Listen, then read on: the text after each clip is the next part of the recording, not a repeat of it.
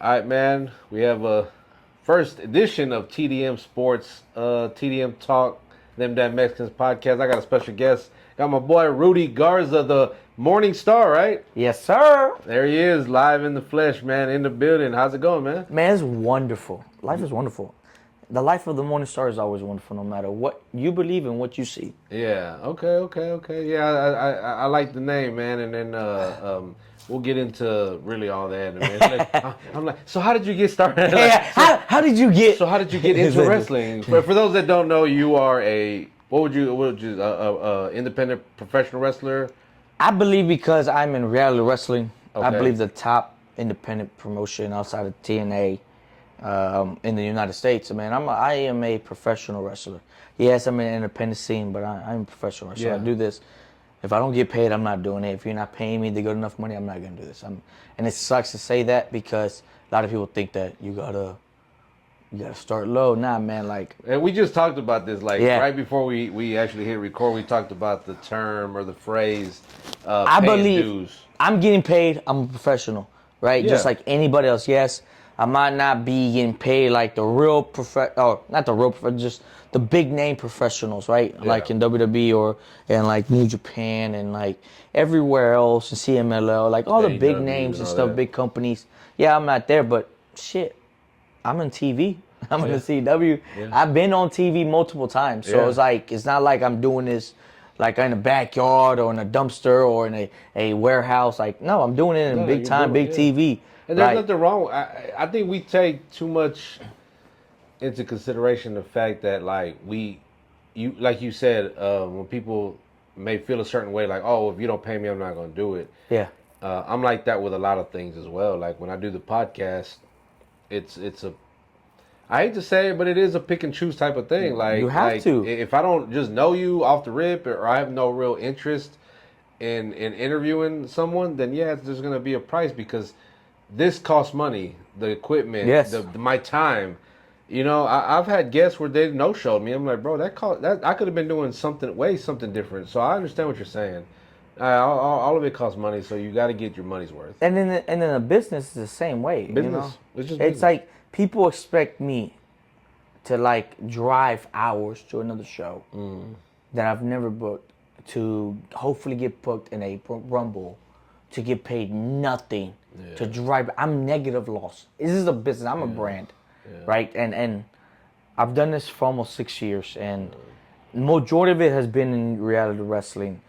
But wouldn't you, as a promoter, as a guy that's booking me or booking wrestlers, wouldn't you want a guy that done this professionally, has done this on TV, that knows how to wrestle, that yes, it might be a little bit pricey, but at least you're gonna get good product. Yeah. Right? That yes, You get what you pay for. Yes. Basically, if you pay nothing, then you might get nothing. Yeah. Or it And- might be even worse. Yeah, and the crazy part about this business and wrestling, it's like in any fandom, in any industry, entertainment industry, there's always gonna be fans that like anything and everything. Yeah. That just because I like it, right? And it's a problem. Yeah. And I think it's because I've seen it in the wrestling industry. It's like, oh, because this guy is jumping off a steel cage, I like him, but you forget about him, and you're just hoping that guy jumps off a steel cage again, or that guy busts his head again, or he stabs himself again, or he stabs the other guy. That's all you're hoping for. There's that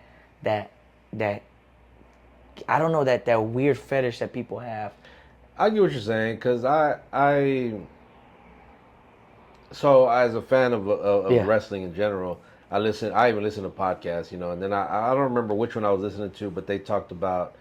I've watched AEW too, and sometimes a lot of what they do is not really something that I would want to watch. It's not my cup of tea, I guess. But some people love that. Some people love the hitting with a barbed wire bat, you know, and what was that?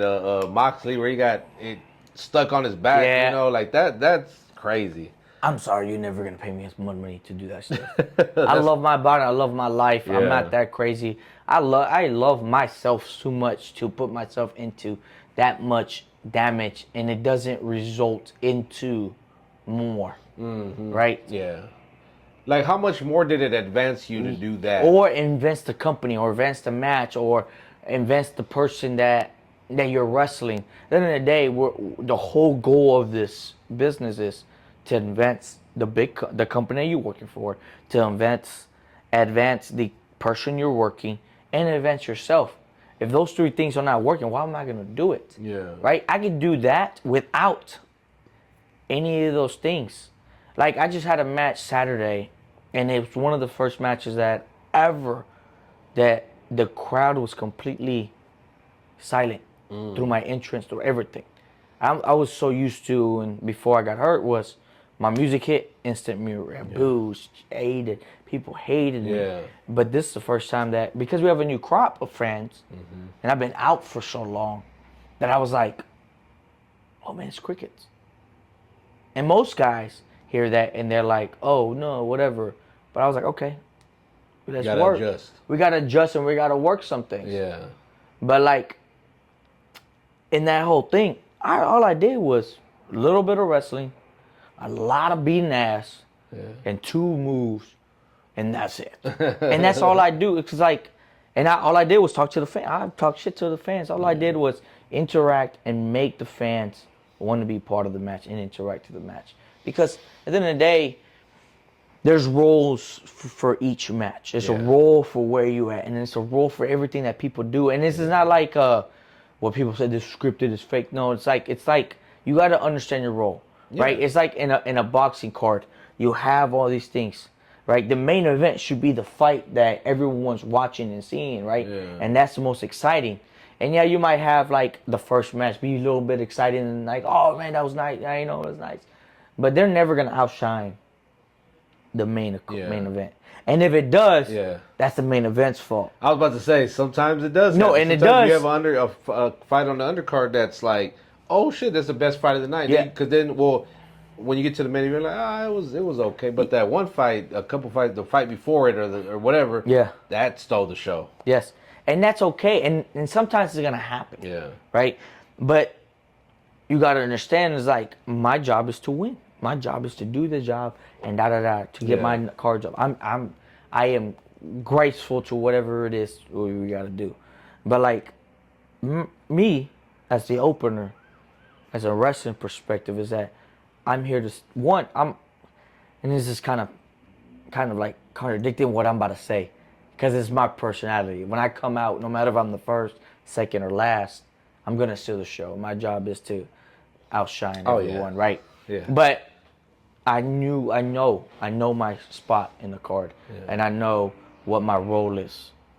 Yeah. And then think people don't get that. People have too much ego, and people keep talking shit about me and talking about I have the biggest ego in the world, and that's okay. Yeah. Do you? Yeah. Fuck. Yeah. But there is limits, and there's sections, and there's things that you have to understand. Is that if I'm out here giving everything I have, and you have to, but if I do everything in the books and my match is only 8 minutes, because you have time limits in these wrestling things.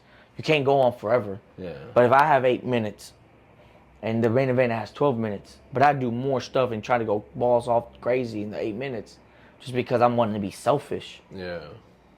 Then that means that you don't know how to do your job. You don't know how to you're not comfortable about yourself, in your aura, in your presence, that you have to go kill yourself or go do 30 freaking moves or flip 50 million times. Yeah. Because, like, that's how it is. I think the people who are really great at this understand that the psychology of it. That I got one of the first, like, up and close experiences I had was with Lulu about a month ago. I was able to be damn near right there ringside out because I was vlogging for her, and bro, she made the crowd hated her, and then and if you know her, she's really like a sweet person. She's really chill. No. She's really just cool. Fuck Lulu. And so she's like, look, Lulu, I know you probably gonna watch this. She's gonna be like, I'm gonna she's coming to Houston. Yeah, she's coming to Houston, man. But being able to go engage with the crowd like that and back and forth, the crowd was fully invested into whenever she came out. as opposed to some of the other matches. I could tell they were, because sometimes the girls would get in there. I think the one I went to, was all female. Yeah, It was all female thing. So, but some of the girls went in there, did their match, and it was kind of like, And I talked to Luda about this too. When we talked about this, and I told her, all you got to do is make the fans care. Yeah. Care enough to hate you or love you. Yeah. And that's it. They got to remember you somehow. Yeah. They got to remember the name that you're doing. And I say this a lot. If the fans are just booing you, you have a little bit of their attention. Mm-hmm. But if they're chanting your name with that boo or that you suck, whatever, and everything else, then they remember you. Bro, there was a guy that was cheering her on, even though she was a, quote unquote heel. And then she talked crazy to him, and his response was so funny because it was like, wait, he goes, I'm actually cheering for you, but forget you that, it's like it turned into, she was playing her role. She was doing what she was supposed to do, like you said. And I think a lot of people don't understand that, man. They're not comfortable. A lot of people want to be just the good guy. They want to be loved, man. And this is the thing about the industry, and and this is just a personal experience that I've observed. Yeah. I'm a very observable person, man. I have 2 math degrees. I'm analytical. Okay. I observe all. Yeah. And I see a lot of people are not self-aware or secure about themselves. So they want the cheers. They want the love because they probably don't get it at home, or they don't get it outside, or if they don't, they care too much to have it. Yeah. And to be the bad guy, so called, or the guy that gets booed, and to be successful at it, you really don't give a fuck. Yeah. You don't care. You have and to. You really don't have, I don't care. Yeah. I don't care if you love me, you hate me, that you want to kill me, that you want to give me some gifts. I don't care. At the end of the day, I am being me, and I'm going to do me. You ever had somebody so mad at you, bro, that they try to literally swing on you or something, or have you been attacked or anything like that? I've the closest, and this is the thing that's got a point. I've gotten people in road coming up and throwing things, and I've fans. But when I wrestled for New Texas, I had a fan. I was just doing a segment and doing a promo. The fan just started throwing shit at me, like a water right in front of me. I got to his face. And I was like, and before that, I had another incident with a fan.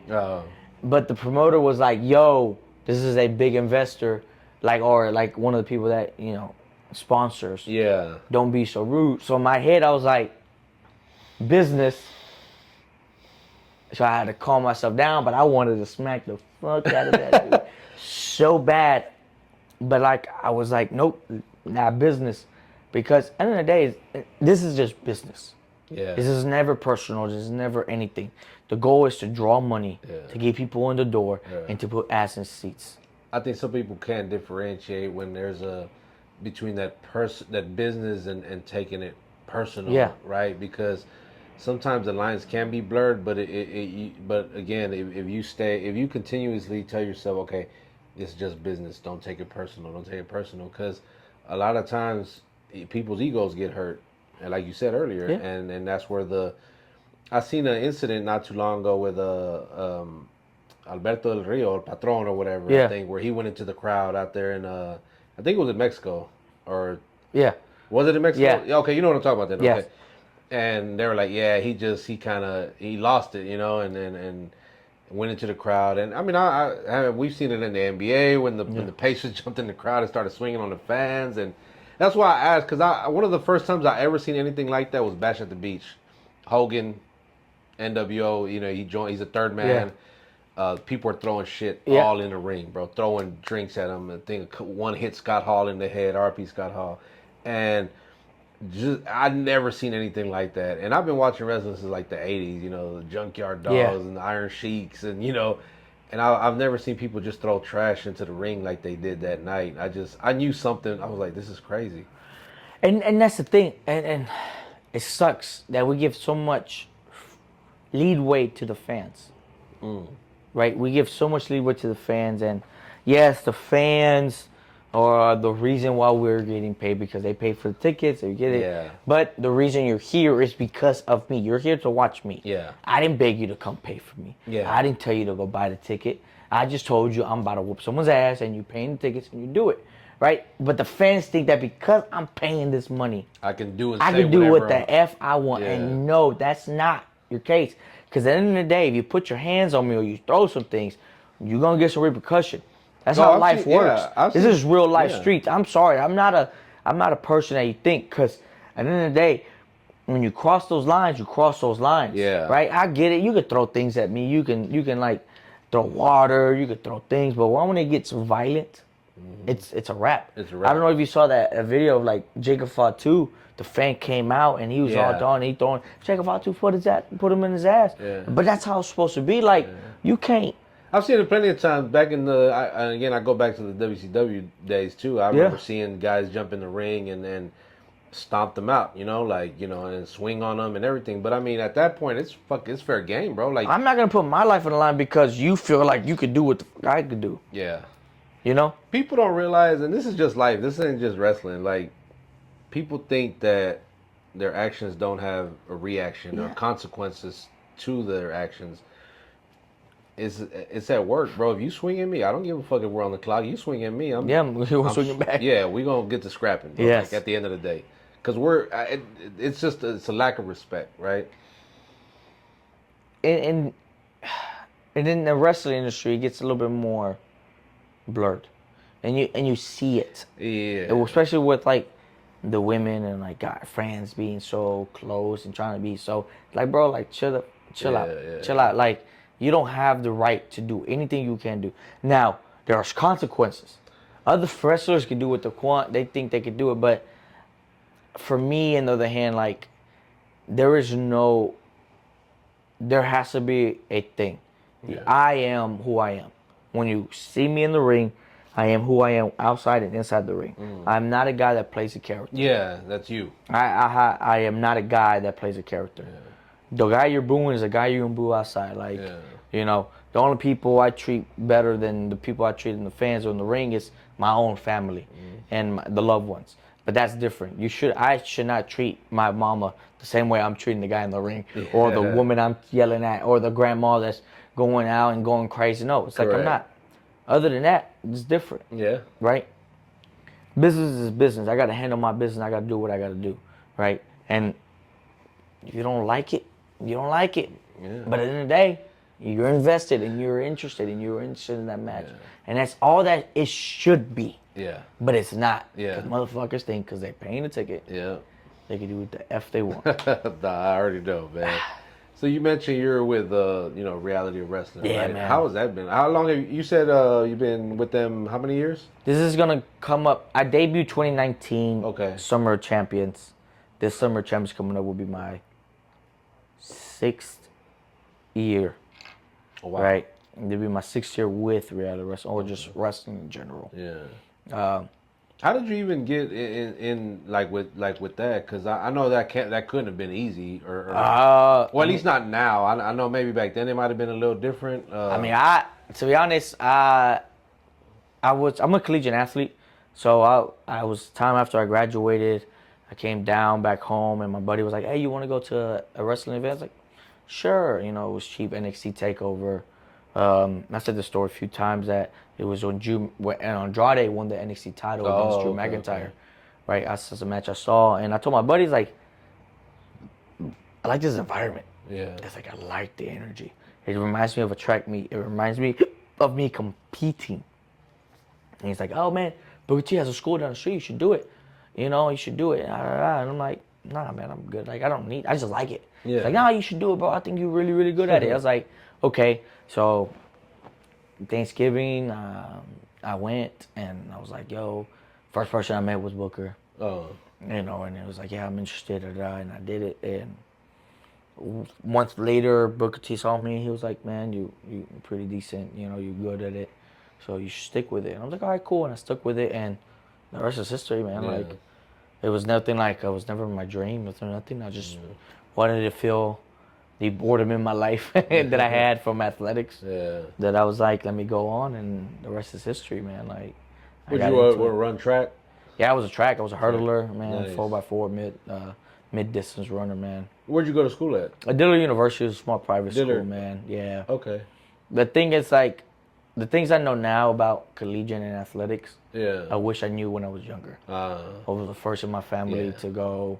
Was first to understand. Like did not know what to do, how to do things. First thing I saw, I signed, I committed, and I was like, yeah, I'm leaving. Yeah. But I didn't know. You didn't know all the. I didn't know the deets, and I didn't know about NCAA. I didn't know about NAIA. I didn't know about the JUCO. I didn't know anything. I didn't know the. I didn't know there was that many levels to it because my son, he graduated in 2022, but I remember he played baseball. All the we go to JUCOs and how there's D1 JUCOs, D2 JUCOs, D3s, you know, and then the NAIA. Yeah. It's just so many different levels. That's why when I would hear people say there's a level of play for everyone, just about. Yeah. Just depending on where you want to go. Because I know kids. There's a girl that she first started playing softball for me many years ago, and now she's playing at a school like in Kansas. Like, go fucking figure. Like, you know. But I know those schools like that don't normally get players just coming out. They come to Texas and get a lot of players because, you know, the weather's always good over here, so they're always outside playing baseball and softball. Because I knew another boy that I think he just graduated, but he used to play with my son too. He's a little older, but he just graduated from college, you know, and he went to a school in Kansas as well, and it's just crazy. And the thing I tell my kids, I tell a lot of athletes and kids is like, you just have to freaking go. Yeah. First opportunity you go, you can always transfer. Especially now, college sports is so much a money drag. It's portals. You can get your NIL deal. You can just get. I think that's crazy. The thing you got to do is get your foot in the door. Yeah. Then you just perform, and the next door will open. The next door, but a lot of people, just like in the business, they get comfortable. But when they enter that first door, they're scared to get to the next door, and the door after that, and the door after that. Because they're so comfortable, because they're getting success, or they're getting that love, or they're getting that little bit of whatever they didn't get when they were in high school, and they didn't know. And I made that mistake when I was in college. Like, I should have transferred. I should have went. I should have went to a different school. I should have just waited, because I didn't know I had extra offers afterwards. Oh wow! So I didn't know that until a year after I was in college, and my mom was like, what are these letters? I was like, oh yeah, this is all these letters from college. I was like, what the? Like, you know, and it was a D2 school, and it was like D1s, smaller D1s. I was like, what the fuck? Yeah. You know, and like, that's something I didn't know. So I was like, and it's crazy that a lot of people parents don't know, especially if you're an immigrant, immigrant parent, or you're an immigrant kid. I'm an immigrant. You know, I came from Mexico, and I grew over here. My parents don't know. My parents never graduated high school, never did things. Same here. I'm the youngest male of like four brothers. Then like none of my brothers went to college to go to school. Only one of them graduated from get a bachelor's like I did, but everyone else was like military or trade school or whatever. But they never did the life I did, so I didn't have any pathway. Yeah, like I wish. That's why I kind of was. I don't want to say preaching, but I was always kind of like with my two oldest. My daughter's a sophomore, about college. Yeah. Neither of them really have interest in going, and I tell them, and I'm very honest when I say this, that if you just don't have the money, like, I wouldn't advise them going, because then I would meet kids at work coming in that just graduated college, and they're like so far in debt, you know, and they're not even making that coming in, you know, it's crazy. And the thing is, there's multiple ways. Like, I tell kids, start in a JUCO, start at junior college. Yeah. Like, just go to school. Yeah. Because at the end of the day, you can go and transfer to a different school. Yeah. And your GPA might be great, and then you get scholarships. Your goal is to just get in the door. Get in and do better than what you did in high school. And just perform.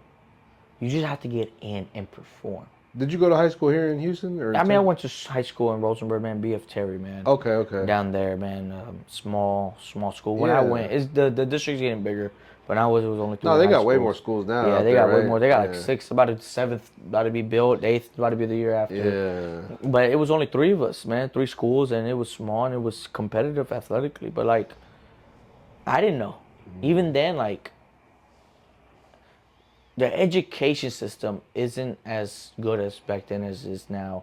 And even then, I still think it's not that good. No. It's just that there's no directions. They're not telling kids how to succeed. They're just telling kids to go and just shoving them in there and doing things. And they're going in blindly. And just because we went blind doesn't mean they have to go blindly. Yeah, look, I didn't start learning a lot of stuff until within the last 5 or 6 years, honestly, and that was just because of the power of the internet and social Yeah, media and YouTube. We say YouTube University. You can go to YouTube and damn near learn how to do anything you can do just off anything. Yeah, YouTube, and that's why I'm like, man, I told my kids, I would tell them like, yo, I wish y'all would have went to college or my daughter still has the opportunity. Well, I mean, my son does too, but I didn't get to do that, And I'm like, man, I would want for y'all to at least experience it. But I said, but I understand. But I am trying to teach them like to try to find something they love and make a career out of it. Make where they, being an yeah. entrepreneur is, I tell kids and I tell everyone, even wrestlers, yeah, man, young ones. I was like, get a college degree, because then you have a safety net. yeah, At the end of the day, this wrestling thing or whatever entrepreneurship or whatever dream you have, it's never secure. It's not a thing, and you can fight, you can do whatever you want with it, but at the end of the day, you have to have a safety net you know, to come back with money. Like, correct. I don't have the issue like other wrestlers do, that they have to scrap for money, or they gotta Uber, or they gotta find these 3 different jobs, and they gotta ask for a day off, or do this or do that. Like, I have a salary job, I make good money, and Yeah, I don't have to worry. I don't have to beg or I have the luxury of choosing what promotions I want to work for. yeah. And the things, if they don't want to pay okay, cool, whatever. I'm not thirsty for money. You have the option to move how you want to move. Yes. Do the things you want to do. Yes. Because sometimes I get what you're saying. Sometimes we get in a position where we have to do certain things we don't want to do, Yeah. but because we need the money or we need this or whatever the case, right? And I get what you're saying. And a lot of people be like, don't stay at road, don't do this, don't do this at one place because they don't know. But at the end of the day, the place that I'm at and the place that I chose, the place that God put me in, is where everyone's trying to go. Yeah. No matter what people talk shit about Ro, Yeah. or what they talk shit about Booker or anyone else, at the end of the day, they wish they could be there and stay there and be in the top there. Yeah. And that's the issue. Yeah. Right? It's so easy to talk shit when you're not a part of something, but then they really be the same ones that's really envious that they're not there. I've seen so many people backstage at Ro that talk so much shit about Ro, and they're so happy to be there.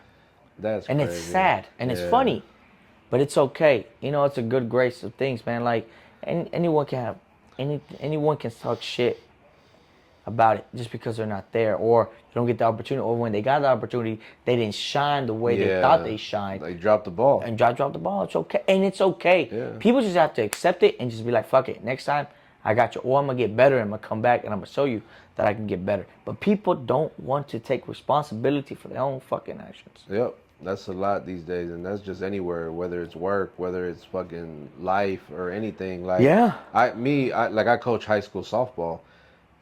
We teach the girls all the time, and even when I was doing baseball, same thing. Like, yo, you fucked up, let it, get over it, move on. Because you gotta grow from it. You gotta get pushing. You gotta go through the next thing. You cannot be stuck on it. And I'm a person that if I make one mistake in anything, I'm gonna be fucking hard on myself. Yeah. And I'm gonna be pissed off for a month that I did not do that one thing. And I knew I should have done that one thing right. And it happens. Yeah. Like this past match I had, I lost because of one stupid mistake and I'm pissed off, and I'm gonna think about it. I'm gonna rewatch that show. I'm gonna rewatch that match. I'm gonna continue picking on it every freaking day until I realize what not to do. Is that the one where I saw like a clip of like you were with it was like another podcast, I guess, and you had the chair and you like threw the chair, you were pissed off? Yes. Oh, man. Okay. That was right after, man. And I was pissed. Yeah. Because I know better. I'm a vet. I mean, this kid is young. Yeah. This kid is young, and he did. I can't get mad at the kid, right? But I am pissed off. Yeah. And you're not gonna embarrass me again. You're not gonna do that again. But at the end of the day, I'm gonna learn from it, and that's what people don't get. Yeah. You can be pissed, but the most people that are the worst human beings are the ones that you like and admire, and the ones that you hate are the ones that are actually good in life. Yeah. And that's what I've learned in life. You can hate me. Yeah. I give 2 craps. I give 2 fucks. I know what you mean. I have people, I don't know if they hate me, but I know they dislike me, but I think it bothers them the most that I don't care. Like, you're not even there to me. Like you're not nowhere in my thought process. Like I literally, I always say I work with someone and then we don't work together anymore, and I move on. Yeah. And then he's being petty. No, I don't care. I'm already doing something else. Like as you could tell, and I'm happy, and my our brand is growing every single day. It grows little by little. The YouTube, from where we started a couple years ago to now we're fucking monetized. In a quick 2 years I think it took me. And had I known what I knew about it even a year ago, I think it would have been even sooner. But again, it's all learning. It's a learning process, man. Yeah. You gotta take your baby steps, man, and people are not willing to do that. Yeah. People are so quick to just be so stubborn. Mm-hmm. And there's moments to be stubborn. Yeah. And there's times to be stubborn. But like, I'm very stubborn. But I'm not stubborn to not learn. Yeah. God gifted me one thing in life, and it's not height, but it's definitely a gift of learning. Yeah. I can learn anything I want to learn very quick and do it with the best of my ability. At one point, bro, when we started this, I had a team that did everything for me. All I had to do was show up and fucking talk. The editing part, the setting up, everything was done for me.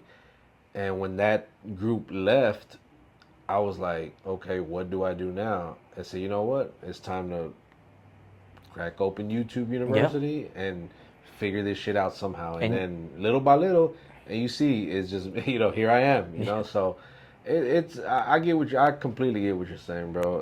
And we try to impart that kind of wisdom. I know I do try to do that with my kids and as well as the kids that we coach as well, because, I mean, what good is me being around these youngsters and I can't tell them, like, how to better themselves? And not even that. It's not even the young. It's just anyone, man. Well, yeah, that's true. How you gonna be in a place and you can't better the person next to you? Yeah. Like how much I pissed off about the kid, but when I had that one-on-one with the kid face to face, I was like, at the end of the day, my job is to make you better. At the end of the day, I'm gonna beat your ass. Mm-hmm. I'm gonna win. But at the end of the day, this can't grow without me bettering you and you getting better. Yeah. Because if I stay on top the whole time, and I tell this to everyone, I accept egos. I accept you telling me you're better than me. Because if you don't, then none of us can grow. No one is pushing each other.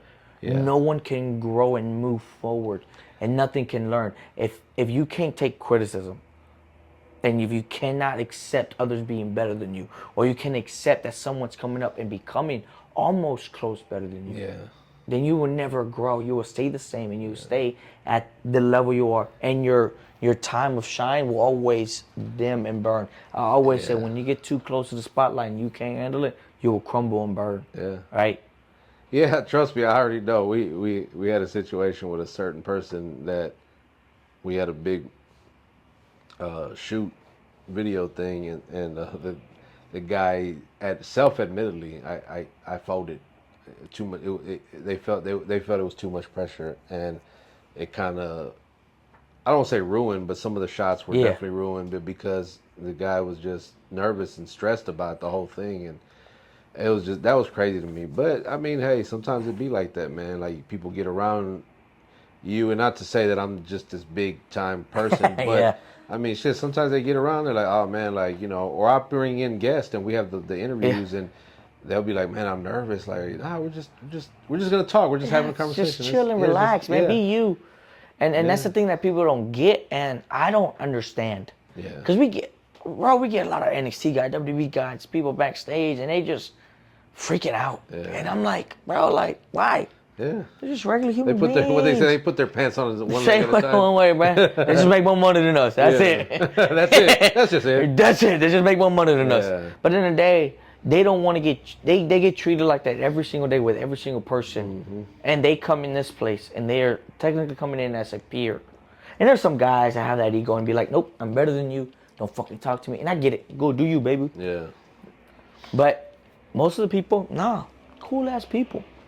What's the relationship with the reality wrestling and WWE? I could have sworn I read something where like there's some kind of working relationship? I mean, where- Booker T's is one of the, I think, 5 schools that's the WWE ID connected, like schools, meaning Okay. that they recommend, hey, if you're trying to make it to WWE, these are the 5 schools you should go to. Well, who are the other ones?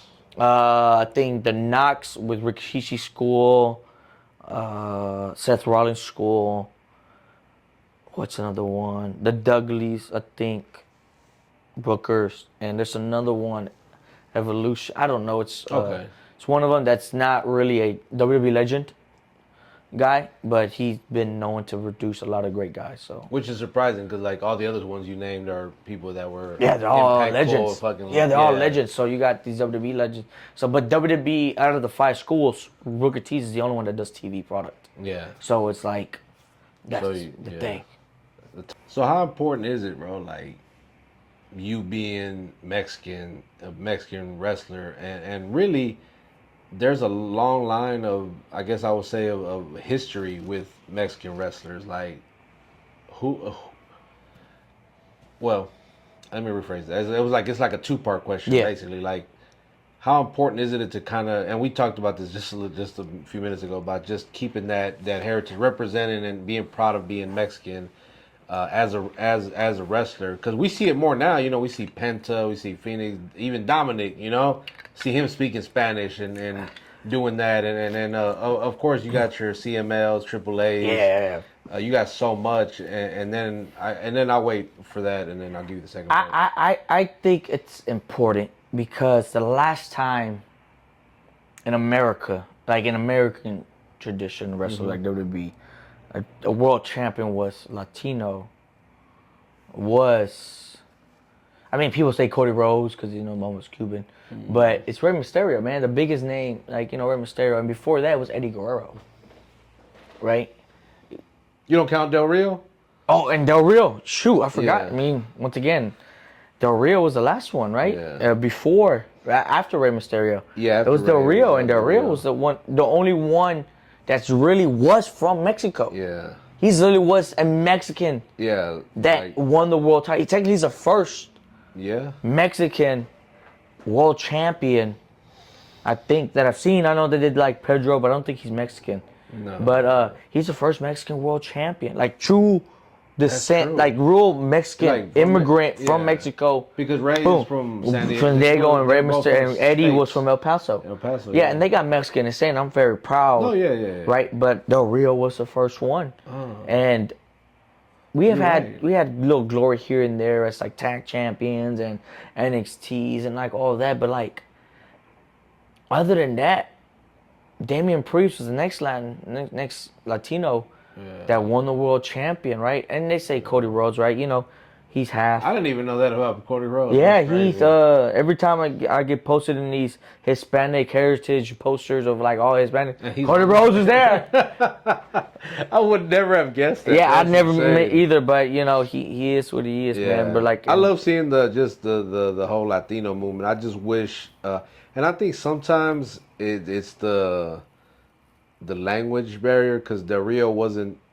Actually, I think he was great on the mic. Of course, the English was broken, but it was good. it was And- genuine. Because that's Yes, who he was. And I think now these days WWE is allowing that genuine speaking to happen. I saw the Penta promo. Yeah, with the Penta on promo and the Netflix. Phoenix and with That was Ray and Dominic speaking and Damien speaking Yeah, Spanish. yeah. And that's what people need, right? Yeah, I can speak English all I want, but like to connect to my people, I gotta speak their language. I gotta speak their, Do you ever do any like promos or anything like where you kind of English and Spanish like at Raw? I've done a few times, Okay. but it's a few, not too many. Yeah. Because at the end of the day, WWE just bought a AAA, and they're telling them, Yeah. you they better gotta learn English. Yeah. Because at the end of the day, I heard that. we're speaking to an American audience. At the end of the day, this is an American That's our company. largest audience. It's the largest audience. And yes, we have Netflix, and they're going to do it. At the end of the day, majority of the world speaks English. It's like English is one of the top languages next to Mandarin. And It's one of the closest, like universal. Yes, universal. And Spanish is there too, but it's not really Yeah. more than English, right? If you're going to talk to businesses, it's going to be English.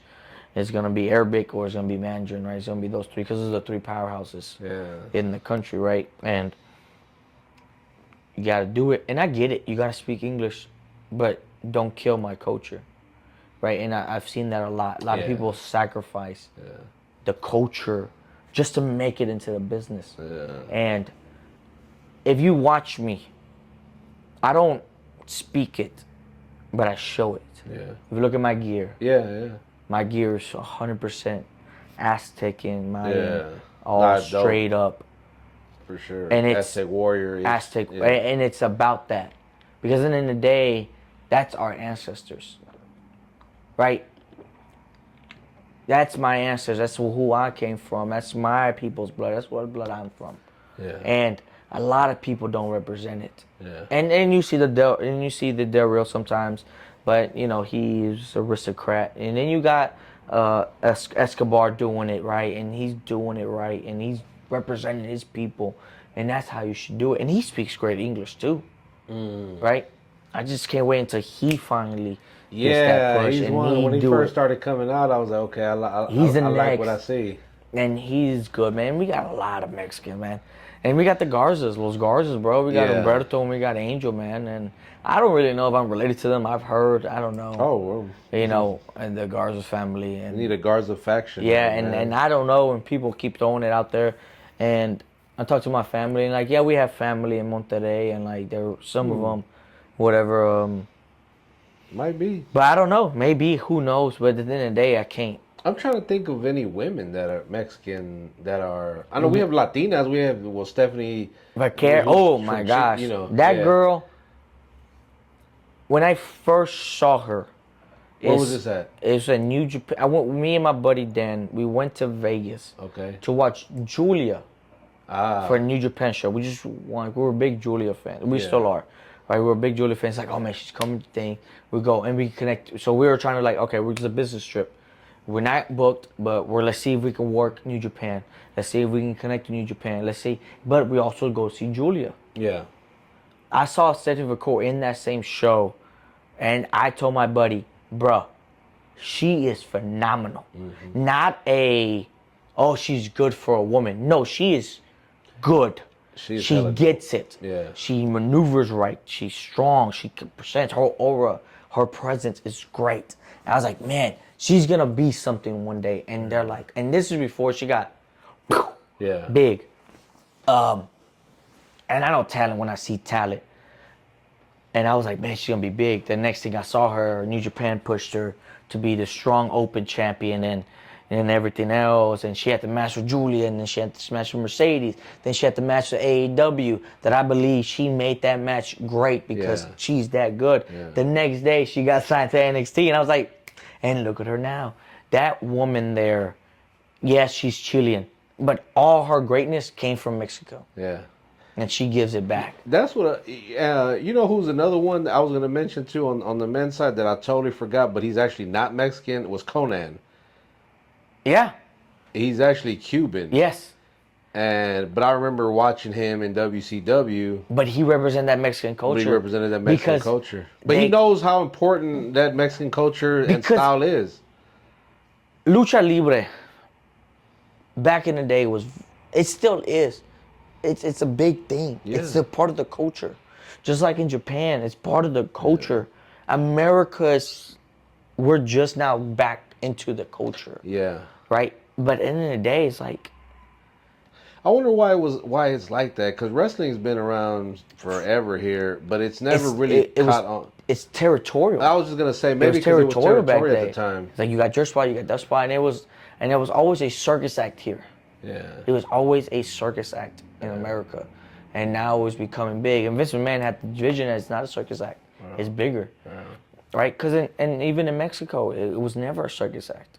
You have Dos Santos being a freaking mega star, a celebrity, put part of movies, novelas. You have Blue Demon, like he was everything, right? Too, like, and it's crazy. Rey Mysterio, like it's just like when you think about it, every culture, when it comes to wrestling, embraces it. Yeah, every wrestler, I don't care where they come from, they know and they respect Lucha Libre, bro. Like. And Lucha Libre brings back so many memories because I remember when we'd go to Reynosa or whatever, we'd watch it, on TV. I remember them buying me the little monitos, the Yeah. toys. They had the hands like this. Um, and that I had the ring, and I've always loved. I'm telling you, I've always loved wrestling. I still do. My kids love it. They're into it. And my daughter, she loves Zilla. She's got this crush on Zilla. But shout out to my boy Zilla, man. Hey man, Zilla is doing what everyone wishes they can do. Yeah. Is take the advantage that they were given. Yeah. And making something different. Yeah. Zilla is bringing cultures together. Yeah. Not just the Samoan cultures. I've seen them with the black culture, the Mexican culture, the Latin culture, and he's interacting with everyone, right? Yeah. And it sucks for the guys that are Mexican, like myself. Like, why can I connect with my people the way Zilla's connected to people? But also Zilla has the story, has the connection, has the thing, man. Like, me and Zilla were totally different race, right? Like the upbringing, right? The upbringing was different. Yeah. And it's probably similar upbringing, but very different at the same time. My father was not a WWE superstar. Yeah. My father did not die. I did not go to jail, My father was an immigrant. My mother was an immigrant. They never went to school. I went to school. I graduated. I lived a whole different lifestyle, right? But Zilla's doing something that people are jealous of. Yeah. Using what he's given and making the best out of it. Because let's be honest, had he not used it, he would have nobody would have known who he was, or they would have been like, well, he's total failure. He had all. It's almost like he can't win because you either could say if he didn't take advantage of it, oh man, what a loser. He didn't take advantage of all this that he had, but he takes advantage of it and it's like, oh, it's only because of who his dad was and da-da-da-da. And that's the thing that people don't get. Yeah. And that's stupid to me. It is. How about take your ego out of it, understand people's lifestyles. It's as hard for me to get into the business as it is for him. Because of the fact that he has all that. Mm-hmm. If he fails, he's a huge failure. Mm-hmm. If I fail, I just didn't make it. It's whatever. Yeah. He has his family. Yeah. Not just his dad. His whole cousins. Yeah. He has a whole lineage of people that's meant for this business, the business he's doing. Yeah. And what he's doing is totally different from his own lineage. Yeah. He's bringing cultures together, and that's something that, whatever it is. That's what he's taking advantage of the social media aspect of it. That the people before him didn't have really that, or are just now doing it. But because of how everything is now, the TikToks, the Instagram. Now, here's the thing that a lot of people don't see. The waves of things, patterns. Yeah. We talked about this earlier. Human nature is always patterns and waves. Yeah. The bloodline only has a wave so long. Yeah. Right now, it's not dying, but it's not at the top anymore. Yeah. Roman Reigns is not world champion. Bloodline is not really known. Yeah, Jey Uso's world champion, but he's not Roman Reigns. Yeah. He did not. His whole life is not about Zilla Fatu, but it's not about what Roman was doing. Roman was about bringing my family on top, and Roman Reigns was that guy to bring WWE back into the mainstream, to be like, hey man, Roman Reigns. And so let's see what Zilla does to me. When this wave doesn't happen no more. Let's see how much your popularity can hold. This whole things can be, because in the day, stuff can only hold for so long. Yeah. Anyone can only be on top for so long. Yeah. Only people can be liked for so long. Everyone can be hated forever. Hitler's hated forever. Donald Trump's hated forever. Yeah.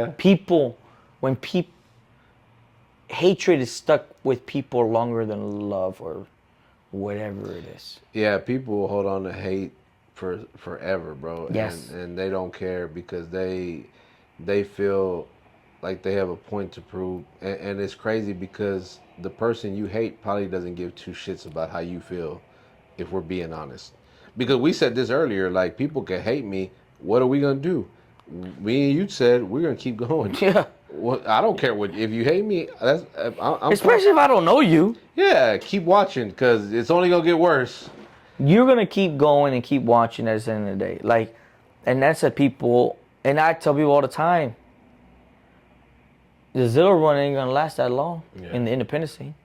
He's either going to get signed or he's going to die. Yeah. Like, when I mean die, like, his push is going to die. No one can stay this long, this long. There's waves, and this happens all the time. It happens in music, happens in entertainment, and people get pushed to the moon. Look at Kevin Hart. Yeah, Kevin Hart is one of the biggest things, but he had that drive. He was going up. Yeah. But now what is that? He's calm. He's down low. He's in the stagnant level. He's not going down, but same thing with The Rock. Same thing with everybody has their time. Yes, and Zilla, this is his time, and he's doing it. But the clock is ticking. Yeah.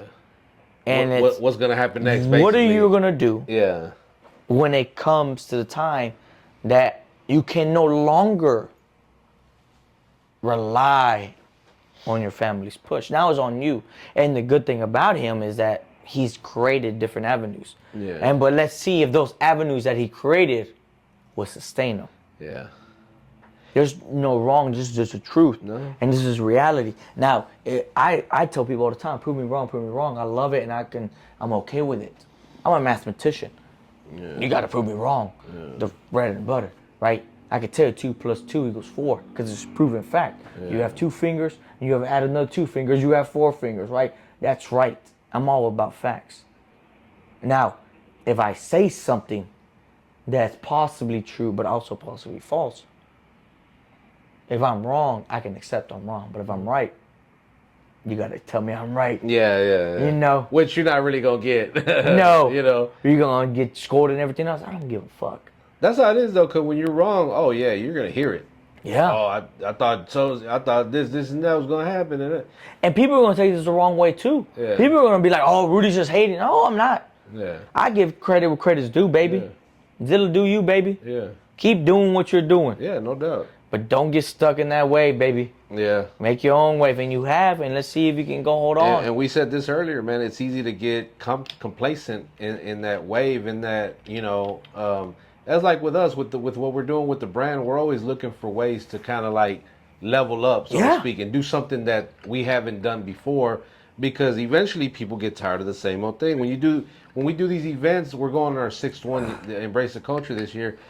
I gotta constant. That's like our WrestleMania, right? I gotta now think of, okay, how can I outdo what I did last year? And that's what you gotta do every single time. And everyone should have their moment of WrestleMania. Yeah. And rebuild from there. And I learned this a few years ago when I went. Me and my buddy Dan, man, shout out to him. That motherfucker is the truth.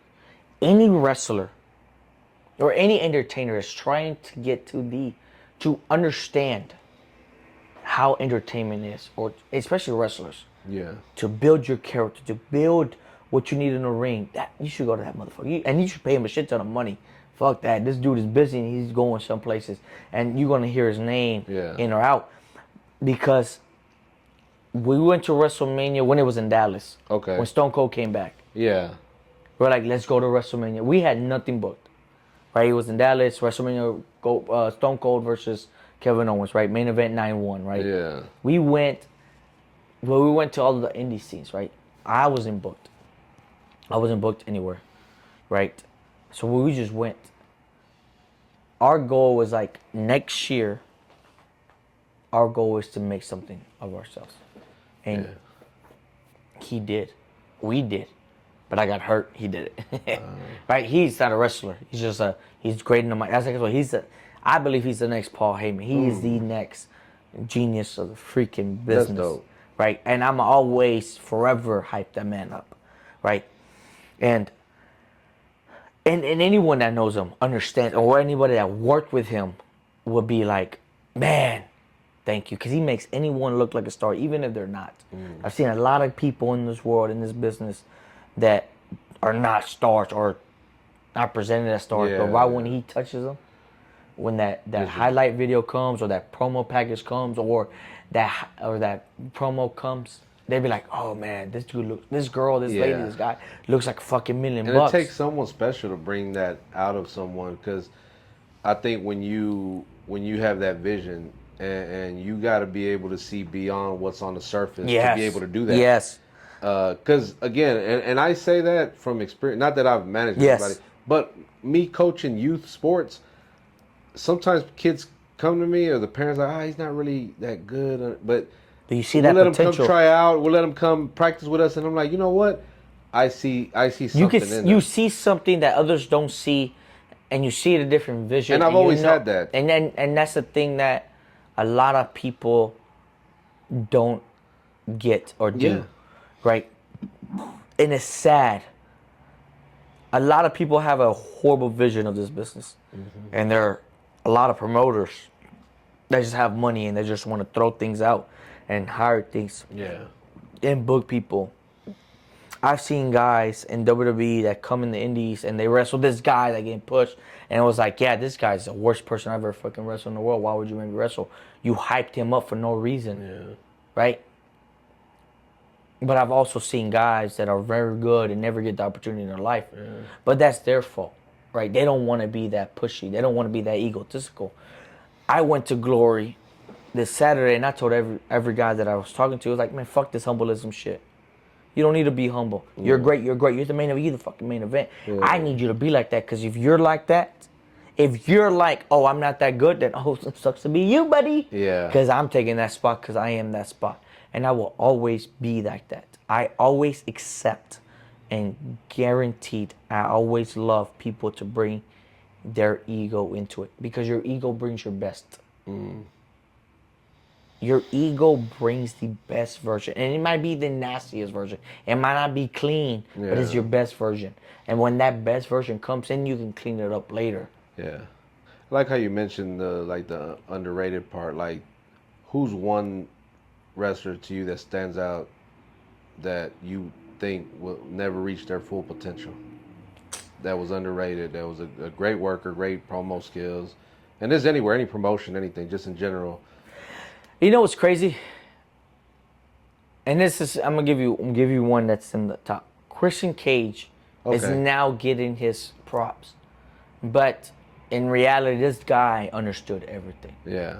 Understood the business, understood how to make a match, understood how to get the crowd going. This guy understood, and was overshadowed by Edge, because Edge had the charisma, had it, right? And but also had the push. Yeah.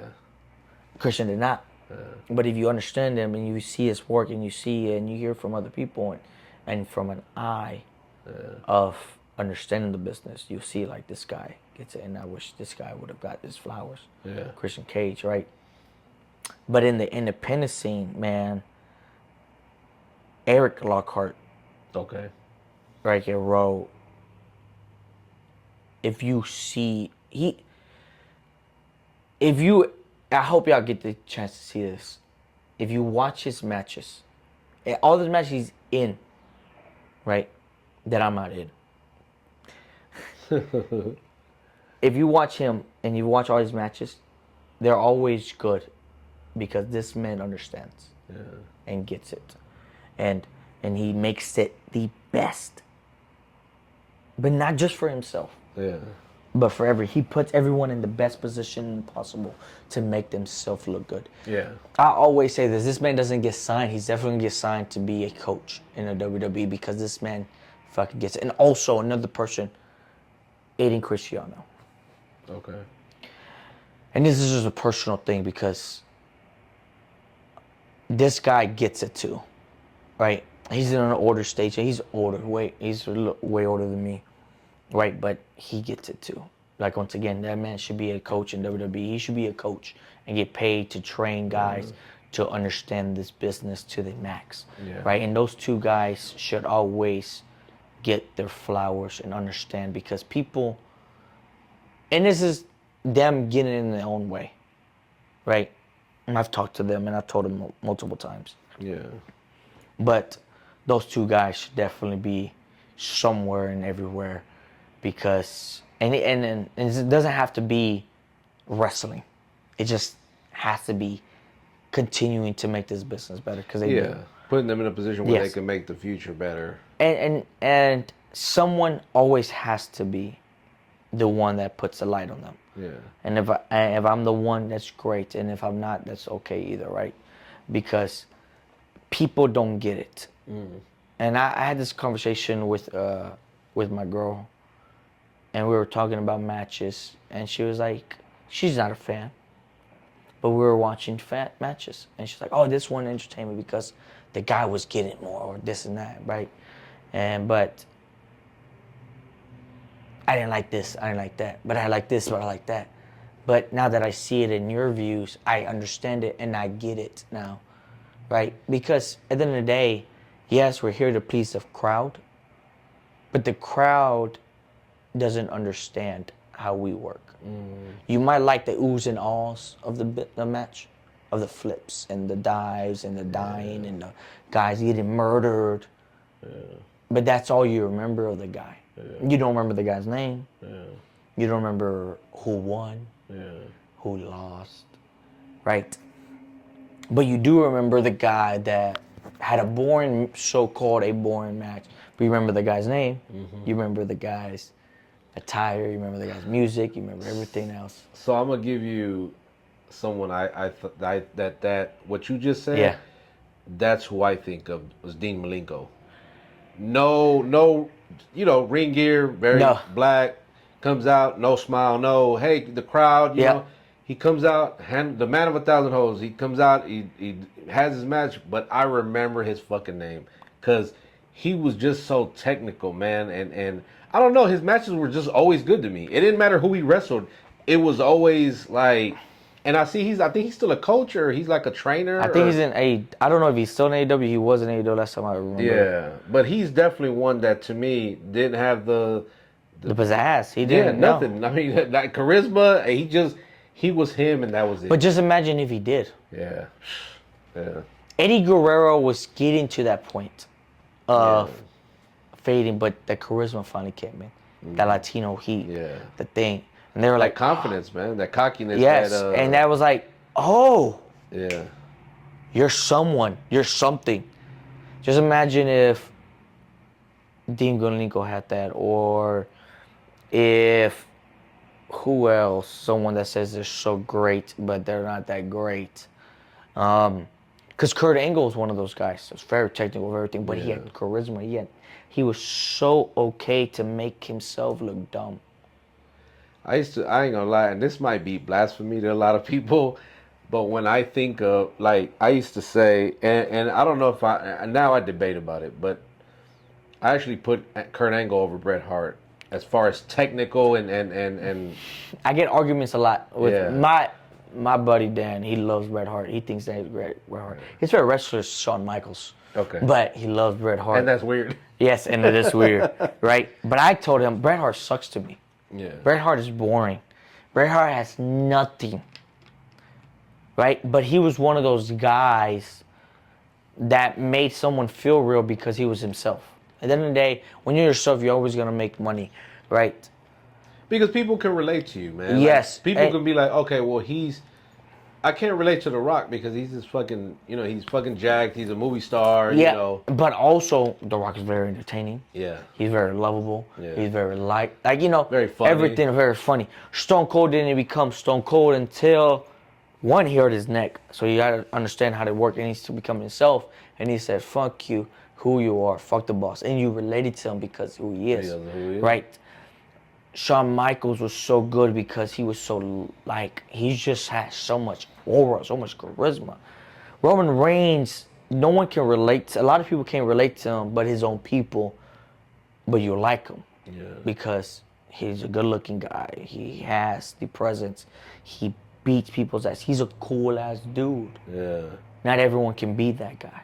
Yeah. Not everyone can be The Rock. Not everyone can be the Stone Cold. Not everyone can be the Roman Reigns. I cannot be a Roman Reigns. Yeah. I'm not 6'3", 270 pounds, 330 pounds, man. I'm 5'8", 5'9", and a good side with good boots. Yeah.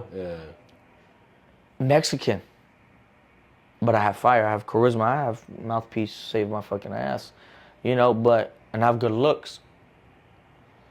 But I can't tell myself I could be the next Roman Reigns. Yeah.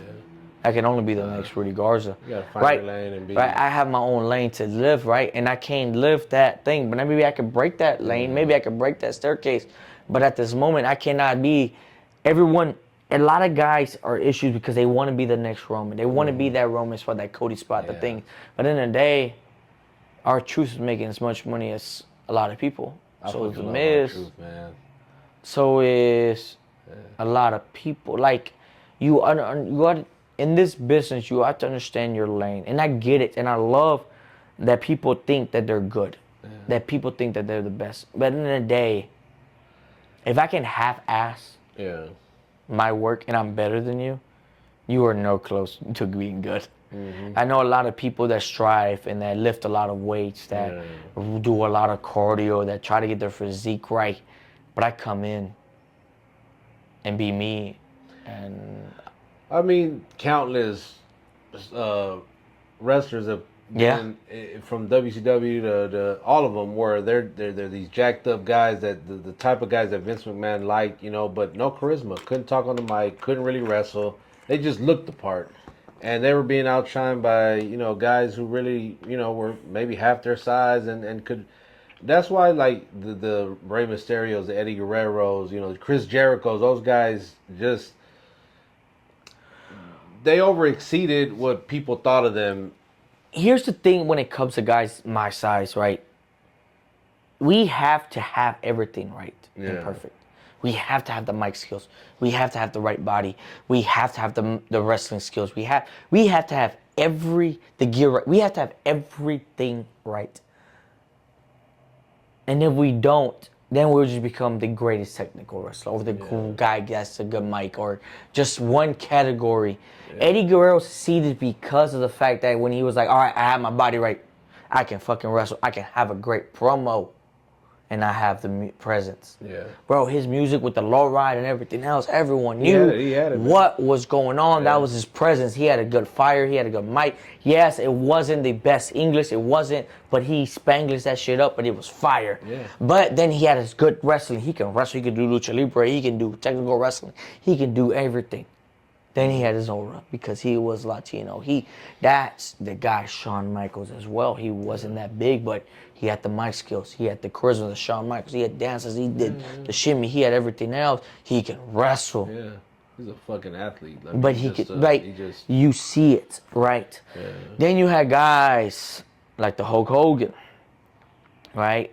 Once again, he had the aura. He had everything else. He can speak. But then it was, to me, Hulk Hogan brought the money in at the time, and he does it. But I want to say, I think Hulk Hogan has the presence of a star. He was bald. Yeah. For no one cared. No one cared. He made this look cool. Yeah. And I think and this is to not take anything away from Hulk. Right? No, man. But he benefited he came in at a perfect time because he took over. He took it. We talked about this with the Zilla stick. Mm-hmm. He took advantage of what was given and what was presented to him, and the relationship with and then everything that McMahon was doing at the time. McMahon knew what he was doing. He said, "This is the guy I want to be." But right when McMahon was like, McMahon understands something, and sometimes he's too hard-headed.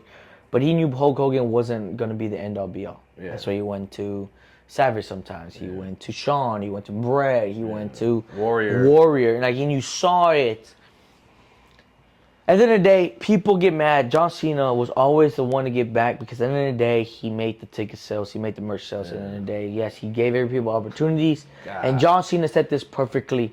The only reason I am here and I stay here is because you can't do your fucking job. Yeah. And that is correct. Yeah. So back to this indie stuff and back to the road things. If you cannot, what happens when Zilla's gone? What happens when he gets signed? What happens if the wave goes by and no one really cares for him? Who's the next one coming up? You got to and again, it's like we said with us, if we don't constantly reinvent ourselves and bring out something new and different, then we're gonna die. We're gonna You gotta in a sense, evolve, yeah. and it's not like just changing yourself completely. No. And It's some a guys gradual. do. Some guys do. Yeah. Some guys and girls do need a whole revamp. Right? Rhea Ripley did not become popular because of the fact of this working. I don't know if this is working. Yeah. I hope, because we might never know. Oh. But Rhea Ripley became the biggest star right now is because she became her. Yeah. And she was like, let me be me. I'm tired of this blonde. I'm tired of this. And she said it herself. You have to, right? Cody did not become a star until he left and became himself. Yeah. The American Nightmare with his song, with his logo, with his things. Right? Same thing with Roman Reigns. Yeah, they were pushing him. They were becoming the big dog. But he became him because he was like... I think that's one of the reasons that I honestly like why CM Punk has managed to stay a relevant. Favorite, because he was always... He's him. You look at the beginning, you look at him now, not much has changed. He's still same song, same guy, same... Everything he says now, he said before. You know, he's evolved enough to keep him relevant. And then he's not... You know, the bodybuilder type. You just see him. He's just like, hey, shit. He got tattoos like me. You know, he's, yeah. It's just CM Punk is, man. Here's a lot of things, man. CM Punk is good because he is himself. And at the end of the day, when you're yourself and you generally are who you are, you become the star that you become. Now, not everyone can be themselves and become a star because don't have that. Well, that's what they say about Ricochet. You know, hell of a talent, athletic.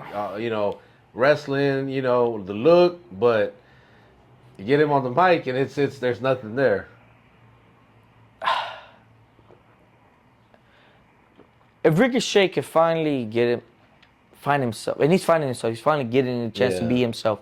If he can go through the waves right now of this fuckery of like this messing up. Yeah. He can. Yeah. Become a star. Now, once again, I tell motherfuckers all the time, Ricochet is a great example. Ricochet will never be a star because of his flips. He's a phenomenal athlete. Same thing as anyone that just does flips. Yeah. And that's their name. Penta, if you saw Penta become the biggest star right now not because of his flips, it's because of his aura, his presence, his entrance. Not because of he can do all the flips that he's doing. He has a good look. He is a superhero to these kids. Yeah. He has a cool walk. He is the guy because of who he's presented as, not what he's presented inside the ring. Right, same thing as Phoenix. Phoenix and Rey Mysterio, right. Phoenix and Penta are more of a star now than they have been in AEW and before. And they've always been stars. They've always been the guys, but not the way they are now. And they can tell themselves. I think it's just the machine. WWE knows how to. They know how to bring the best ultimate. of you. Yeah. And Triple H being in it understands. Yeah. And that's the thing that you need. And people don't get it. Yeah. People don't get it. And people think that they're two egos. And you can see it when they shift over to the next other side, how things are not the same anymore. Yeah. But at the end of the day, when they shift over, they'll always become that thing because they have the machine. At the end of the day, you need a machine to make you. Yeah. You need a good guy needs a back. Superman cannot be Superman without Lex Luthor. Well, Batman wouldn't be Hulk Hogan without Macho Man, without Andre the Giant. Andre the Giant. Like also, Batman can be Batman without Joker. Yeah. Right, without the Riddler, without Penguin, without and now you need the yin and the yang. Yeah, you might not always have the big villain, but same thing. John Cena would not be John Cena without Randy Orton and CM Punk. Randy Orton or Batista. Right? Batista would have been Batista without Triple H. Yeah. Right? And without John. Like, here is the thing that people don't understand. The Rock would have been The Rock without Stone Cold or Triple H. Yeah. Here's the thing. You need the other guy. And that's what I think Zilla's missing. Zilla's missing the yang to his yin. Yeah. Huh. Everyone's loving him. Everyone wants to be it, but no one really wants to be that guy. Yeah. And that's the problem. And I'm always going to say this. You can't be the guy without another guy. Yeah. You cannot be the one without the other. No, I agree. Name one person without it. No, I don't. I can't, because everybody you name is right. Even Roman. Look at everybody he went through, who they kept, and then still to this day, Seth. He's still battling Seth after the betrayal many years ago. Like they're still, that story is still there. It is. I think right now WWE's writing game is at an all-time high. Like the storytelling, is so insane. Man, look, we might have to do a part 2, bro, because it was so much more that I wanted to. Because I this is like the first time that I do anything. People have been telling me, shout out Vic, Chicken Heads, and a few others. My boy Chop the Father, he's an artist out of Houston. They're like, man, we need to start wrestling, because we'll get in here and talk, and we'll literally talk wrestling. Yeah. Not on camera, but we talk wrestling. And I'm like, I love, because I just love talking about it. And then you being in the actual business, hearing your perspective of things is so dope, man. I guess these next few questions are gonna be like a I'm gonna ask something and it's just a one word, answer, and then we can I guess wrap it up. Your finisher. Icarus. What is it though? If you look at it, anything that I've done in my life is all about the ending, getting too close to the sun. Right? Icarus. If you know the background of Icarus, he thought he could fly. Yeah. He got too close to the sun, his wings died, and he fell down to his death. Icarus, when someone gets too close to the spotlight, I am the spotlight. I am I like that. the man. And to bring people up, and you get too close, you die, man. You bury it. And with Icarus, it's literally, I grab your neck, I smash your head to the ground. When I flip around, you're dead, man. Dead. And I got the springboard spot flash, what I call the cruel sun, man. Okay. The cruel sun. That's my 2 finishers, man. And if you get hit by one of those, it's over. 1, 2, 3, man. Because at the end of the day, you get too close to the spotlight, you burn, you crumble and burn. Yeah. Favorite finisher that's not yours? Anybody's.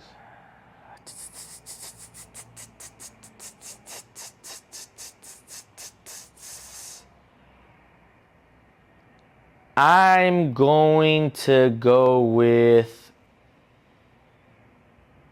super simple, super sweet. Shawn Michaels super kick. I know it's been used a lot, and everyone uses it, but it's simple. Yeah. Good kick to the face, knockout. 1, 2, 3. People overuse it. Stop using it. Definitely. Give the man respect. Yeah. What the fuck? Yeah. Stop using it just a fucking kick. And it shows how weak you are for using it and can't finish no one. Come on, guys.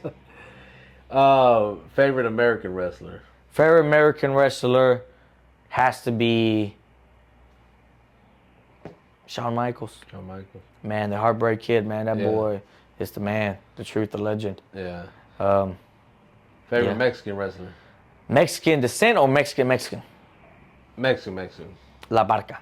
La Barca. Yeah. Oh, man. That boy's entertaining, boy. Yeah, If you look at Penta, he has a little bit of La Barca in him, man. You know what? La Barca will come out, bro, and fucking get a pop. Anytime, anywhere. It didn't matter what he came out to do, even if he fucking jobbed or He had that aura. And if Barca was living now, he would have what Penta would have.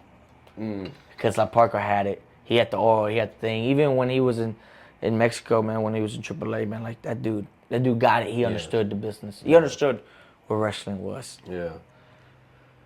What was a favorite wrestler right now?